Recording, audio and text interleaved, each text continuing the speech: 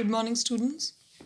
Yesterday we have discussed the mail order retailing, the third type of large scale retailers. मैंने आपको बताया था कि large scale retailers में there are three types: departmental store, multiple shops जिसको हम chain stores बोल रहे हैं, and the third one is mail order retailing. So we have discussed up till mail order retailing.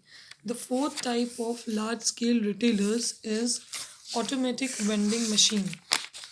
Automatic vending machine ये concept हमारा थोड़ा सा नया है, बिज़नेस में भी न्यू है और आपके लिए भी न्यू है. हमारी कंट्री में इस तरह की जो मशीन्स होती हैं इसके थ्रू रिटेलिंग करना या सेलिंग करना थोड़ा सा अभी न्यू टाइप ऑफ मशीन है ये.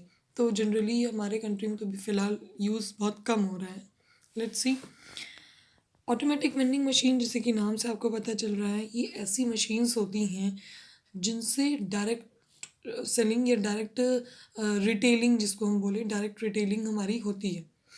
इसमें जैसे अगर आपको याद हो तो पहले एक कॉइन बॉक्स आता था, अब तो बहुत कम देखने को मिलता है वो. तो उसमें क्या होता था कि अगर आपके पास कॉइन है तो टेलीफोन बूथ पे जाइए, वहाँ पर वो बॉक्स लगा रहता था, कॉइन बॉक्स.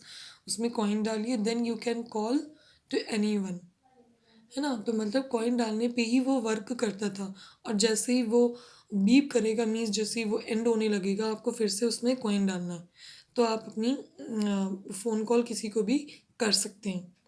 तो ये होती थी मशीन. लेकिन यहाँ जो हम लोग रिटेलिंग की बात कर रहे हैं, means products related, phone call या टेलीफोन की तो हमने सिर्फ एग्जांपल दिया था आपको. ऑटोमेटिक वेंडिंग मशीन एक ऐसी मशीन होती है जिसके थ्रू हम डायरेक्ट रिटेलिंग कर सकते हैं. देखिए इसमें लिखा भी हुआ है, a vending machine is a new form of direct retailing. It is a machine operated by coins और टोकन्स. एक ऐसी मशीन होती है जो कॉइन्स और टोकन से ही चलेगी. उसमें क्या होता है कि मशीन इंस्टॉल कर दी जाती है by the side of trader और एनी कंपनी. वो कॉइन और टोकन से वर्क करेगी. जैसे ही आप उसमें अपना कॉइन डालेंगे, आपके कॉइन और आपकी क्वांटिटी नीड के अकॉर्डिंग वो पैक्ड आइटम मशीन से आ जाएगा. Then you can collect and purchase it. ठीक है, ये चीज़ होता है. The buyer inserts a coin or token in the machine and receives a specific quantity of product from the machine. जितना आप अपना रुपी या टोकन या कॉइन डालेंगे उसी हिसाब से आपको प्रोडक्ट की क्वांटिटी उसमें मशीन से मिल पाएगी. Large scale retailing is possible through vending machines by placing the machine at a convenient location such as petrol pumps, railway station, airports etcetera.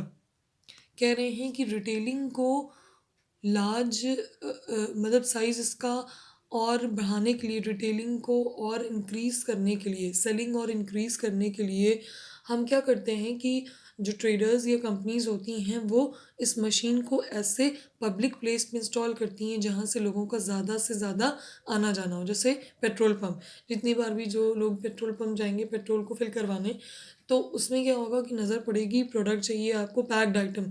याद रखिए, most important feature of this automatic vending machine is कि it work only coin और tokens. Coin और token पे ही work करेगा. दूसरी ये कि डायरेक्ट रिटेलिंग होती है. तीसरा इम्पॉर्टेंट फीचर ये है कि इसमें सिर्फ और सिर्फ आपको पैक्ड आइटम्स ही मिलेंगे.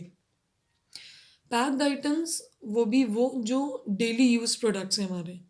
ठीक है, तो जनरली अपनी सेलिंग को इंक्रीज़ करने के लिए ट्रेडर्स क्या करते हैं, पब्लिक प्लेस पे इस मशीन को इंस्टॉल करते हैं और फिर जैसे ही कोई कॉइन डालेगा आपके प्रोडक्ट, आपके कॉइन के अकॉर्डिंग आपको क्वांटिटी वो प्रोडक्ट की मिल जाएगी. वो मशीन आप मतलब आप उसको कलेक्ट कर सकते हैं. ठीक है, तो ये होता है पब्लिक प्लेस. आप तो जानते ही, बताने की ज़रूरत नहीं है. लाइक एयरपोर्ट हो गया, पेट्रोल पंप हो गया, रेलवे स्टेशन हो गया, स्कूल के बाहर कम ही हम इसको इंस्टॉल करते हैं, कॉलेजेस है ना. अभी फ़िलहाल ये जो हमारा जो वेंडिंग मशीन का मेथड है जिसके थ्रू हम रिटेलिंग कर रहे हैं, ये हमारे बाहर से यूएस से, वेस्टर्न कंट्रीज़ जैसे कि यूएस वगैरह हैं, वहाँ से ये मेथड हमारा आया था. अब धीरे धीरे करके हमारी इंडिया में जैसे कि दिल्ली वगैरह है, इस तरह की ऑटोमेटिक वेंडिंग मशीन आपको वहाँ देखने को मिलेगी. अगर इलाहाबाद की भी फ़िलहाल बात करें तो हमें यहाँ तो नहीं दिखाई दी. तो आपको भी आते आते यहाँ टाइम लगेगा।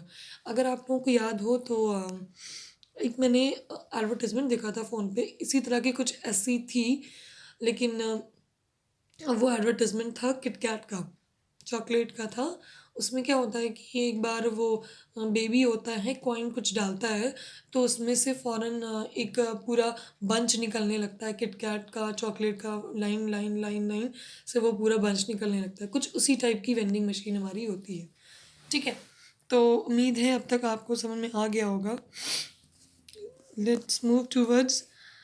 Now these are becoming popular in India also. Vending machines are used to sell pre-packed and low-cost products of mass consumption. Examples: soft drinks, cigarettes, postage stamps, tickets, etc. कह रहे हैं कि ये पहले तो हमारा ये जो प्रोडक्ट है ये हमारे बाहर के कंट्रीज से आए थे, अब धीरे धीरे इंडिया में भी काफ़ी पॉपुलर हो रहा है, लाइक दिल्ली वगैरह में हमको देखने को मिलता है। और जैसे कि हमने ऑलरेडी आपको बताया कि इसमें प्री पैक्ड, पैक किया हुआ आइटम ही आपको मिलेगा। लूज़ आइटम आप अगर लेने जाएं डेली यूज़ के प्रोडक्ट में, शुगर है, मील है, ये आपका वीट है, राइस है, ये पॉसिबल नहीं है। सिर्फ पैक्ड आइटम जैसे कि कोल्ड ड्रिंक हो गया, और ये हमारा टिकट्स हो गए, सिगरेट्स हैं, है ना, सॉफ्ट ड्रिंक्स हैं, इस तरह के आपको पैक्ड आइटम्स ही देखने को मिलेंगे। ठीक है, यहाँ देखिए आपको लिखा भी हुआ है, ये देखिए ये मशीन लगी हुई है, यहाँ पर कॉइन डाला और फिर नीचे से उसकी स्पेस होता है, जैसे एटीएम मशीन होता है ना, तो आप कार्ड लगाइए और जब आप विथड्रॉ करने जाते हैं अमाउंट एटीएम के थ्रू, तो नीचे स्पेस होती है, वहाँ से कैश निकलता है। ठीक वैसे ही हमारी वेंडिंग मशीन भी होती है। ठीक है, तो ऊपर कॉइन डाला और नीचे से स्पेस छोटा सा होता है, वहाँ से हमारा पैक्ड आइटम वहाँ से निकलता है। ठीक है, कह रहे हैं कि मदर डेयरी कंपनी है जो अपने मिल्क प्रोडक्ट्स, वो मिल्क अपने किसके थ्रू सेल करती है, थ्रू वेंडिंग मशीन, एटीएम जिसको हम बोल रहे हैं, ATM card machine are also very popular. ये अपने प्रोडक्ट्स जो हैं वेंडिंग मशीन के थ्रू ही सोल्ड करती हैं। तो टाइम लगेगा धीरे धीरे इलाहाबाद में आने में भी, तो अभी फ़िलहाल तो हमें देखने को नहीं मिला। ओके, मेरिट्स या बेनिफिट्स जिसको हम बोल रहे हैं, फर्स्ट यहाँ है buying round the clock is possible. Buying round the clock किसको बोल रहे हैं कि मीन्स आपने कॉइन या टोकन डाला और वैसे ही आपको रिस्पॉन्स मिलेगा, आपका प्रोडक्ट पैक्ड किया हुआ वैसे ही आपको मिल जाएगा। तो बुक की अगर हम ना बात करें और इसमें से ना देखें, तो बहुत सारे ऐसे फीचर, बहुत सारे ऐसे मेरिट्स हैं जो हमको देखने मिलेंगे। फर्स्ट तो आप ये लिख सकते हैं कि डायरेक्ट रीसेलिंग इसमें पॉसिबल है। कोई सेलर, कोई कस्टमर फेस टू फेस होने की ज़रूरत ही नहीं है। मशीन आपने इंस्टॉल कर दिया और आपको डायरेक्ट रिटेलिंग आपकी हो सकती है, कॉइन और टोकन डालने पर पैक्ड आइटम मिलेंगे, फ्रेश आइटम्स मिलेंगे। ठीक है, ये तो पॉइंट आपकी बुक में भी दिया हुआ है। The customer gets fresh supply of goods with uniform weight and quality. अच्छा, टाइम टू टाइम उस जो हमारी जिस कंपनी या जिस ट्रेडर की वो जो मशीन रहेगी, टाइम टू टाइम उसमें आइटम्स या प्रोडक्ट्स हमारे ख़त्म होते रहेंगे तो फिल किया जाएगा। जैसे एटीएम मशीन में कैश हमारा ख़त्म होने लगता है, तो जिस बैंक का भी वो एटीएम मशीन होती है उसमें फिल किया जाता है। ठीक है, तो वैसे इसमें होता है, तो इस वजह से हमें कस्टमर्स को फ्रेश आइटम्स प्रोवाइड होते हैं। तीसरा हमारा ये है कि हमको किसी शॉप पे जाने की ज़रूरत नहीं है। हमारा मशीन के थ्रू ही हमको वहाँ से ऑटोमेटिकली टाइम के अंदर विद इन अ सेकेंड हमको रिस्पॉन्स मिलता है और हमें हमारा प्रोडक्ट अपनी ही चॉइस का मिल जाता है। ठीक है, और no requirement of salesman, middle man, salesman या एजेंट्स, कमीशन, इन सब की कोई भी ज़रूरत नहीं है। ठीक है, और बहुत सारे ऐसे मेरिट्स हैं जिसको आप इसमें इंक्लूड कर सकते हैं, like you can add it, it is time saving. Time saving वाला पॉइंट भी आप इसमें इंक्लूड कर सकते हैं कि भाई आप शॉप पे जाएंगे, स्टोर पे जाएंगे, देखेंगे, ढूंढेंगे, फिर उसकी बिलिंग करवाएंगे। तो इट्स बेटर कि you can get your product, branded products from this vending machine. तो ब्रांडेड प्रोडक्ट्स, पैक प्रोडक्ट्स आपको विद इन अ सेकेंड बिना टाइम वेस्ट किए हुए मिल सकते हैं। तो ये भी आप पॉइंट इंक्लूड कर सकते हैं। नेक्स्ट इज़ ड्रॉबैक्स, या जिसको हम डीमेरिट्स बोलते हैं, वो हैं। देखिए, हर चीज़ के अपने एक मेरिट, अपने एक फ़ायदे और नुकसान होते हैं। तो जिसके फ़ायदे होंगे कुछ नुकसान भी हैं। तो let's see, initial investment to install the machine is quite high. कह रहे हैं कि जो सेलर या जो ट्रेडर इस मशीन को इंस्टॉल करेगा, तो इंस्टॉल करने की जो इसमें कैपिटल लगती है, इन्वेस्टमेंट होती है, वो बहुत हाई लेवल की होती है। तो इसी वजह से अभी हमारी जो रिप्यूटेड सिटीज़ हैं जैसे कि दिल्ली हैं, फ्रेश हमारे पॉश एरिया है, वहाँ ही इसको इंस्टॉल किया जाता है। क्यों? क्योंकि इस मशीन को इंस्टॉल करने पे इन्वेस्टमेंट काफ़ी हाई अमाउंट का लगता है। तो फर्स्ट तो डीमेरिट ही हो गया। नेक्स्ट है machine requires regular repair and maintenance. जिस भी मशीन को आप इंस्टॉल करेंगे, हर मशीन के टाइम टू टाइम एक रिपेयर और मेंटेनेंस में अमाउंट जाएगा, तो वो उसके लिए आप रेडी होना चाहिए। जैसे मशीन आपकी कंपनीज़ में, फैक्ट्रीज़ में लगती हैं, तो टाइम टू टाइम उसको रिपेयर और मेंटेन किया जाता है, वैसे ही ये मशीन भी होती है। नेक्स्ट है coins of exact shape and size are required to operate the machine. एक पर्टिकुलर कॉइन एक एग्जैक्ट शेप और साइज का ही होना चाहिए, अदरवाइज वो मशीन आपका कॉइन एक्सेप्ट नहीं करेगी। लाइक एटीएम मशीन, जब आप एटीएम मशीन में कभी आप डिपॉजिट करने जाइए अमाउंट, तो जो आपके कैश रहेगा, मीन्स जो नोट्स रहेंगी, वो क्या होगा, एकदम फ्रेश होना चाहिए। कहीं से मुड़ी कुछ लिखा, कुछ कुछ ज़रा सा भी अगर हो तो वो एक्सेप्ट नहीं करता है। तो सेम विद दिस, इस मशीन में आपके coins exact shape exact size के होने चाहिए, otherwise it will not accept with the machine. कह रहे in India vending machines are not very popular due to a large number of small retail stores. India में अभी vending machine बहुत ज़्यादा popular नहीं है, क्योंकि हमारे यहाँ रिटेल शॉप्स, रिटेल स्टोर्स ही बहुत ज़्यादा नंबर्स बहुत ज़्यादा ही हैं। हर जगह आप देखिए रिटेल शॉप्स आपके खुद के एरिया में, आप मार्केट जगह मेन एरिया में, आपके खुद के एरिया में, हर जगह रिटेल शॉप्स आपको ईजिली अवेलेबल होती हैं। तो इस वजह से वेंडिंग मशीन इसलिए हमारी कंट्री में अभी उतना पॉपुलर नहीं है। एग्ज़ाम्स में ऑटोमेटिक वेंडिंग मशीन को अगर पूछा जाएगा, वैसे तो पूछा नहीं जाता है, क्योंकि देखिए हम बिज़नेस पढ़ रहे हैं ये सोच के कि आगे चल के अगर कोई बिज़नेस करता है तो ये सारे पॉइंट्स उनको ध्यान में रखने होंगे। ये चीज़ें जो हम पढ़ रहे हैं उनको आगे हम अपने बिज़नेस में पुट कर सकें, वो चीज़ें, वो बातें। लेकिन क्योंकि वेंडिंग मशीन का इंडिया में इतना स्कोप नहीं है, इतनी पॉपुलर नहीं है, तो इस वजह से इसको एग्ज़ाम्स में भी कम ही पूछा जाता है। और अगर पूछा जाएगा तो शॉर्ट आंसर्स में ही पूछा जाएगा, like what is automatic vending machine, या एक आध उसके मेरिट्स पूछ लिया जाए। ठीक है, तो ये था आपका automatic vending machine. Moving towards the very important topic of this chapter, that is GST, goods and service tax. अब तक आपने जो भी टॉपिक्स पढ़े वो रिटेलर या retailing, seller, purchase, customer, wholesaler, retailer, इनसे हमारा रिलेटेड था। अब बात आती है प्रोडक्ट की। जब प्रोडक्ट एक जगह से दूसरे जगह मूव ऑन होता है, तो क्या क्या चीज़ें उसमें लगेंगी, क्या टैक्सेस उसमें लगते हैं। अब हम यहाँ टैक्स की बात करेंगे। रिटेलिंग, सेलर, परचेज़र, बायर, ये सब चीज़ें अब हमारी कंप्लीट हो चुकी हैं। हमने रिटेल ट्रेड देखा, होलसेल ट्रेड देखा, टाइप्स ऑफ रिटेल ट्रेड देखा, फिर हमने फिक्स्ड और इटिनेरेंट्स के भी देखा। अब हमारा मेन टॉपिक है इस चैप्टर का जो है goods and service tax, that is GST।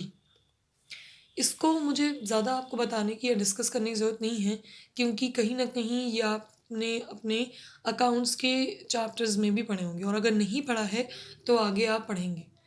तो बिज़नेस का ये चैप्टर आपको कहीं न कहीं अकाउंट्स में हेल्पफुल होगा, और अकाउंट्स में पढ़ चुके हैं तो बिज़नेस में आपको अब लिखने में और थ्योरी पोर्शन आपका आसान हो जाएगा। ठीक है? तो बताने की ज़रूरत नहीं है, आजकल GST हर चीज़ों पे, हर प्रोडक्ट पे लग रहा है, और क्यों लग रहा है, कब आया, ये बहुत ज़्यादा डिस्कस करने की ज़रूरत नहीं है, लेकिन फिर भी हम इसके मेन पॉइंट्स देखेंगे। ओके, GST, जिसको हम गुड्स एंड सर्विस टैक्स कह रहे हैं। देखिए, बिफोर स्टार्टिंग दिस टॉपिक एक बात आपको इम्पॉर्टेंट ये बता दें कि अक्सर GST के बारे में आता है, लॉन्ग में भी, शॉर्ट में भी, और इसका फुल फॉर्म ज़रूर पूछा जाता है, और ज़्यादा से ज़्यादा स्टूडेंट इसका जो फुल फॉर्म है वो लिखते हैं गुड एंड सर्विस टैक्स। एक ने तो कुछ और ही अपने से बना के लिख दिया था, लेकिन इसका फुल फॉर्म बहुत अच्छे से याद कर लीजिए और उसके बारे में बहुत अच्छे से समझ लीजिए। गुड्स एंड सर्विस टैक्स होता है, गुड एंड सर्विस टैक्स नहीं होगा। वो गुड फिर आपकी दूसरे वाला कैटेगरी गुड का हो जाएगा। यहाँ गुड का कहने का मतलब है प्रोडक्ट। ठीक है, तो the full form of GST is goods and service tax. Okay, तो जीएसटी हमारा कब इम्प्लाई हुआ, इंडिया में कब आया?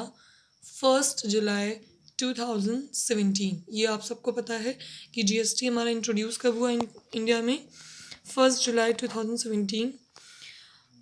मेन फीचर्स इसके ये हैं कि जितने भी हमारे अब तक इनडायरेक्ट टैक्सेस जितने भी लगते थे, indirect taxes like service tax, VAT, excise duty या ऑक्ट्रॉय, जितने भी इस तरह के इनडायरेक्ट टैक्सेस लगते थे, गवर्नमेंट ने कहा कि हम वो सारे टैक्सेस को कंबाइन करके एक नया टैक्स का नाम उसको हम देखते हैं, वो है GST, goods and service tax. तो अगर जीएसटी के बारे में आता है तो सबसे पहले तो आप ये लिखेंगे कि when it is formed, when it was introduced. It was introduced in India on 1st July 2017, and it it includes all the indirect taxes such as service tax, VAT, excise duty, and octroi, etc. जितने भी indirect taxes अलग अलग products पे लगते थे उन सब को गवर्नमेंट ने इंक्लूड करके जीएसटी एक टैक्स दे दिया। अब हमें अलग अलग हर प्रोडक्ट पे इनडायरेक्ट टैक्सेस देने की ज़रूरत नहीं है। Second feature which is very important is this कि it replaced existing multiple taxes levied by central and state government. एक जगह से प्रोडक्ट चलता था और दूसरी जगह जाता था तो सेंट्रल और स्टेट गवर्नमेंट उस पर अलग अलग तरह के टैक्सेस लगाते थे। उसको क्या किया, जीएसटी ने रिप्लेस कर दिया है। सेंट्रल और स्टेट गवर्नमेंट अब जो भी लगाएगा वो मिलकर एक टैक्स बनेगा जो कि है जीएसटी। तो ये अलग अलग मल्टीपल टैक्सेस की जगह हमें एक ही पे करना है, वो है GST.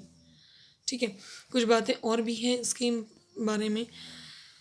Let's see, GST is a tax on supply of goods and service tax. Under GST, no distinction is made between goods and service for levying of tax. It will mostly substitute all indirect taxes levied on goods and services with the central and state governments in India. GST is a single tax at a national level to be levied at all stages right from manufacture up to final consumption. Under GST, every person is liable to pay tax on his output and is entitled to get input tax credit ITC on the tax paid on its inputs. Therefore, it is a tax on value addition only. Ultimately, the final consumer shall bear the burden of tax under GST.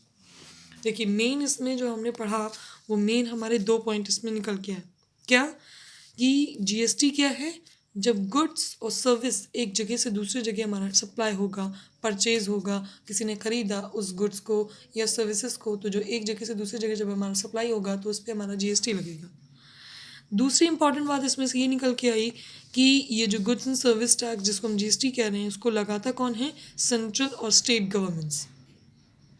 ठीक है, तो इस पे जो tax divide किया जा रहा है अलग अलग प्रोडक्ट्स पे, उसको लगाने वाला कौन है? सेंट्रल और स्टेट गवर्नमेंट्स। तीसरी बात ये निकल के आई इसमें से कि जो जीएसटी है उसमें से ऐसा कोई भी पर्सन नहीं है कि जो इसमें से बच जाए। जितने भी पर्सन्स हैं उन सबको जीएसटी के टैक्स पे करना ही करना है। कुछ चीज़ें हैं अभी हम आपको बताएंगे कि जो इसमें से एग्जेम्पशन है, कुछ ऐसे प्रोडक्ट्स जो एग्जेम्प्ट हैं हमारे जीएसटी से, मतलब उन पे जीएसटी टैक्स नहीं लगता है हमारा।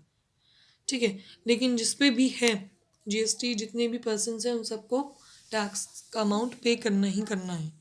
तो अल्टीमेट एक जगह से दूसरे जगह सप्लाई करने पर देखिए, जो ट्रांसफ़र करेगा वो जीएसटी पे नहीं करेगा, जिसको वो प्रोडक्ट मिलेगा वो जीएसटी पे करेगा, और एट लास्ट उसके अमाउंट क्या अभी हमने पढ़ा ना, to get input tax credit ITC, वो अमाउंट जो वो पे करेगा उसको गवर्नमेंट की तरफ से अमाउंट वापस मिलेगा जो हम कह रहे हैं आईटीसी, और अल्टीमेट वो टैक्स अमाउंट पे कौन कर रहा है?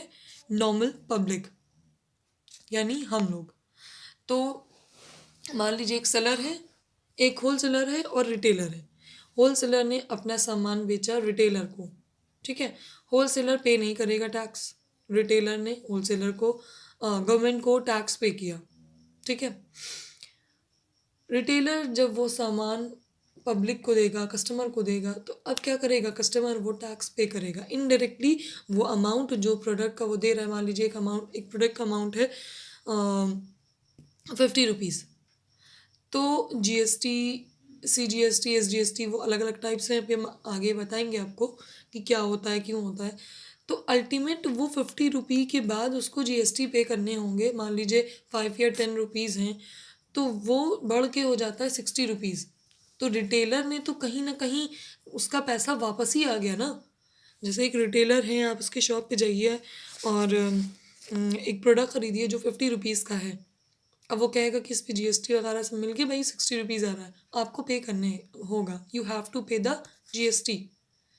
तो कहीं ना कहीं वो अमाउंट हमारा बैक हो रहा है ना रिटेलर के पास, और अल्टीमेट पे कौन कर रहा है, कस्टमर के पॉकेट से जा रहा है, ठीक है। तो ये होता है हमारा GST। अभी हमने आपको बताया था कि कुछ ऐसे चीज़ें होती हैं, ऐसे तो हमारा GST सारे जितने भी प्रोडक्ट्स हैं सब पे वो लगेगा, जितने भी प्रोडक्ट हैं, हर टिप टू टो,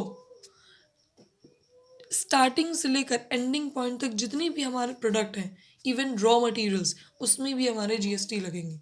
लेकिन इसके अलावा कुछ गवर्नमेंट ने कहा कि कुछ ऐसी चीज़ें भी होती हैं जो GST से एग्जेम्प्ट हैं, वो GST उन पे नहीं लगेगा, लेकिन उसके अलावा कोई और टैक्स गवर्नमेंट उन पे इम्प्लाई करेगी, लाइक पेट्रोल प्रोडक्ट्स, ठीक है, पेट्रोल पे GST नहीं लगेगा। उसके अलावा जो भी हमारे और टैक्सेस होंगे, डायरेक्ट टैक्सेस, इनडायरेक्ट में तो GST आ गया हमारा, जो हमारा डायरेक्ट टैक्सेस होंगे उस पर नहीं लगेगा। तो कुछ चीज़ें ऐसी, हम ये याद रखिएगा, अक्सर एग्जाम्स में इसको पूछा जाता है। अभी आफ्टर कंप्लीटिंग दिस चैप्टर हम आपको एक लिस्ट दे देंगे जो ऐसे वो कौन से प्रोडक्ट्स हैं जिस पे GST नहीं लगता है, means those products which is exempt from GST, उस पर टैक्स GST वाला नहीं लगेगा। तो अभी फ़िलहाल 3 प्रोडक्ट्स हम देख रहे हैं, 3 कैटेगरी देख रहे हैं। पहला है पेट्रोल प्रोडक्ट्स, अल्कोहलिक ड्रिंक्स, तीसरा है electricity which is not under the GST। Okay, list हम आपको दे देंगे। इसके अलावा बहुत सारी ऐसी चीज़ें होती हैं जैसे कि लाइव फ़िश हो गई, फ्रेश फ़िश हो गई, वीट है, ग्रीन्स है, ये है, वो है, बहुत सारी तरह की चीज़ें हैं जिन पे GST नहीं लगता है। अच्छा, next which is very important, वो क्या होता है कि टैक्स के अपने रेट्स, आपने सुना होगा इतना % GST लगा, उतना % GST लगा। तो हर एक प्रोडक्ट के लिए, हर एक प्रोडक्ट कैटेगरी ऑफ प्रोडक्ट के लिए गवर्नमेंट ने उनके टैक्स रेट्स बनाए हैं। There are 5 tax slabs. आपकी अगर ओल्ड बुक्स है तो उसमें लिखा होगा 4 tax slab, but it is wrong. Actual में GST के 5 टैक्स स्लैब्स हैं, ठीक है। उसको हम बाद में अभी डिस्कस करेंगे, लेकिन अभी हम यहाँ देख रहे हैं कि टैक्स रेट अलग अलग प्रोडक्ट के लिए गवर्नमेंट ने अलग अलग टैक्स का रेट फिक्स करके रखा है। अगर खाने पीने की कोई चीज़ें हैं तो उसमें 5% लगना है, कोई लग्जूरियस आइटम है जो कि इम्पोर्टेड है तो वो उस पर सबसे हाई अमाउंट, सबसे हाई परसेंटेज, दैट इज़ 28% हमारा GST लगेगा। तो अलग अलग कैटेगरी वाइज गवर्नमेंट ने डिसाइड किया कि किस पे कितना % लगेगा। ओके, तो ये जो टैक्स रेट है या GST से रिलेटेड जितने भी रूल्स एंड रेगुलेशंस हैं वो कौन गवर्न करेगा, बाय द GST काउंसिल। तो GST काउंसिल हमारी डिसाइड करती है कि GST का क्या टैक्स रेट होगा, क्या रूल्स एंड रेगुलेशंस होंगे, जितनी भी चीज़ें हैं वो GST काउंसिल डिसाइड करता है। अब आप कहेंगे GST काउंसिल में कौन से पर्सन्स होते हैं। GST काउंसिल्स में हमारे government, central government, state government plus हमारे फाइनेंस मिनिस्टर, मेन हेड जो होता है वो फाइनेंस मिनिस्टर ही डिसाइड करता है। तो ये होते हैं पर्सन GST काउंसिल में। इन सब की एक कह लीजिए कि एक काउंसिल बनती है, एक ग्रुप बनता है जिसमें टॉप पे होता है फाइनेंस मिनिस्टर, देन गवर्नमेंट के अदर मेंबर्स, ठीक है। तो ये था next which is very important. देखिए, आपको समझाने के लिए हमने कुछ अलग अलग चीज़ें पॉइंट में और अलग अलग लिखा है, इसको आप कहिएगा तो हम पिक भी प्रोवाइड कर देंगे। तो ये इन सारी चीज़ों को आप मिलाकर अपने फीचर्स में इंक्लूड कर लीजिएगा। बहुत इंपॉर्टेंट चीज़ें हैं, जीएसटी के बारे में कभी भी आए तो आप इसको एक्सप्लेन करके लिख सकते हैं अपनी लैंग्वेज में। यहाँ पर हमने लिखा है कि it is levied on all transaction such as sale, transfer, purchase, barter, lease, import of goods and services. कह रहे हैं कि जो जीएसटी है, गुड्स एंड सर्विस टैक्स, ये सारे तरह के ट्रांजैक्शंस पे लगता है, चाहे सेल हो, चाहे एक जगह से दूसरी जगह हमारा प्रोडक्ट ट्रांसफ़र हो, चाहे कोई प्रोडक्ट परचेज़ करें, मीन्स जैसे हम कस्टमर हैं तो हमने परचेज़ किया तो जीएसटी लगेगा। बार्टर है, अच्छा बार्टर पता नहीं आप लोगों को पता है कि नहीं, पहले हमारा जब ये बिज़नेस नहीं था तो हमारा पहले चलता था barter system. Barter system means दो पर्सन्स होते थे और वहाँ product to product, goods to goods transfer होता था, गुड्स की जगह मनी नहीं होता था। वो जब ये सिस्टम तब होता था जब हमारा बिफोर इंडिपेंडेंस।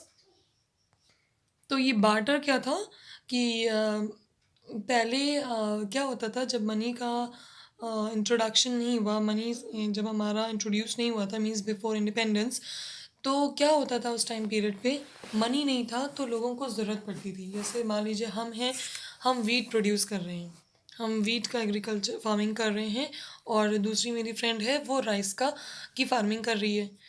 मेरे पास वीट तो होगा क्योंकि हम वीट का प्रोडक्शन कर रहे हैं, वो राइस का कर रही है, लेकिन हमें भाई वीट वाले को राइस चाहिए और राइस वाले को वीट चाहिए। ऐसे ही बहुत सारे प्रोडक्ट का है, आप एग्जांपल लिख सकते हैं। तो ऐसे हम क्या करते थे उस टाइम पीरियड पे, हमारा गुड्स से गुड्स ट्रांसफ़र होता था, exchange of goods from goods, ठीक है।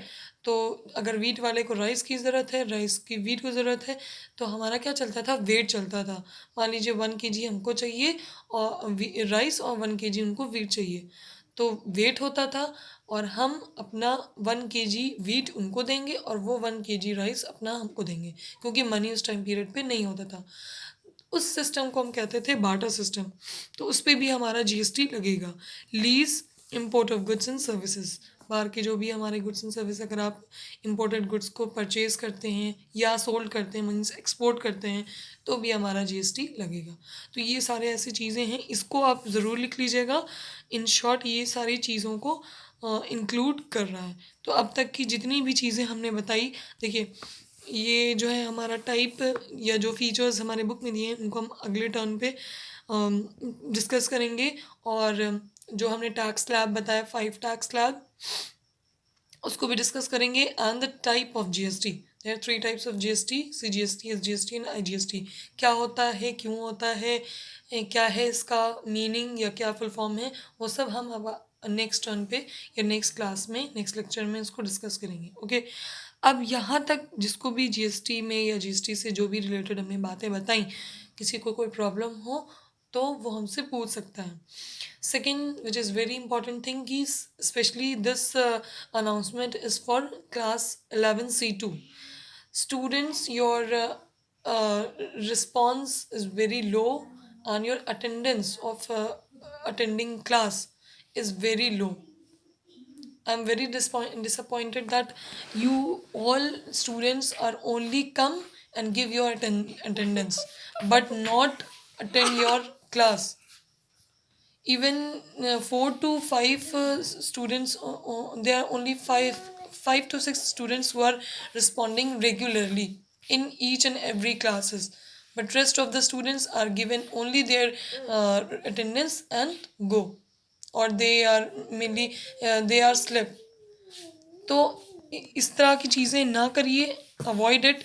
अगर ऑफलाइन क्लास नहीं कर सकते हैं, कन्विंस नहीं मिल रहा है, आने में प्रॉब्लम हो रही है, तो एटलीस्ट आपको जो ऑनलाइन क्लासेस मिल रही हैं उसको आप प्रॉपरली अटेंड करिए। C2 में बहुत ज़्यादा अटेंडेंस लो जा रही है, प्रेजेंट लगा देते हैं, अटेंडेंस दे देते हैं, लेकिन क्लास अटेंड नहीं करते हैं। रिस्पॉन्स बहुत कम लोगों का मिल रहा है। कल भी मैंने क्वेश्चंस कुछ दिए थे, 8 क्वेश्चंस, 8 केस स्टडीज़ दिया था, लेकिन किसी ने भी शायद सॉल्व किया हो, 1 या 2 स्टूडेंट्स ने सिर्फ आए थे। C2 से तो वो भी रिस्पॉन्स नहीं आया था। तो ये चीज़ें ना करिए। ये केस स्टडीज़ या क्वेश्चंस दिए जा रहे हैं आपके फ़ायदे के लिए, आपके प्रैक्टिस के लिए। इसमें मेरा कोई भी प्रॉफिट या कोई भी बेनिफिट नहीं है। स्कूल नहीं आ सकते, एटलीस्ट ऑनलाइन क्लासेस रेगुलर कर लिए। it will beneficial for you, not for me. Okay.